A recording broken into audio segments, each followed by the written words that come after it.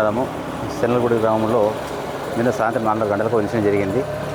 10 సంవత్సరాల అమ్మాయి స్కూల్ నుంచి ఇంటికి వెళ్తుండగా ఈ గ్రామ తలారి అయిన తిరుపాల్ అనే వ్యక్తి 70 సంవత్సరాలు ఉంటాయి సుమారు ఆయనకు. సో ఆయన పాపను వెంబడించి ఆ పాప డబ్బులు ఇస్తానని చెప్పేసి సచివాలయం దగ్గర తీసుకెళ్ళి ఆ పాప పట్ల అనుచితంగా ప్రవర్తించినాడు, అసభ్యకరంగా ప్రవర్తించినాడు.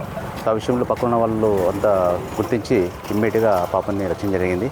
సో ఆ తర్వాత ఇమ్మీడియట్గా వాళ్ళ పేరెంట్స్ వచ్చి కంప్లైంట్ చేసి ఉంటే దానికి పోక్సో కేసు, రేప్ కేసు కట్టాము. ఆ తర్వాత ముద్దాయిని కూడా అదుపులో తీసుకున్నాము.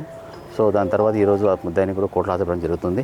సో గ్రామంలో ఎలాంటి అవాంఛనీయ జరగకుండా నేను డిఎస్పీ అయిన ఆంధ్రప్రదేశ్ డిఎస్పీ అయిన నేను, మా సబ్ డివిజన్లో ఉన్న సీఏలు, ఎస్ఐలు, స్పెషల్ పార్టీ సిబ్బంది అందరూ కూడా గ్రామంలో శాంతి భద్రతలు పర్యవేక్షిస్తున్నాము.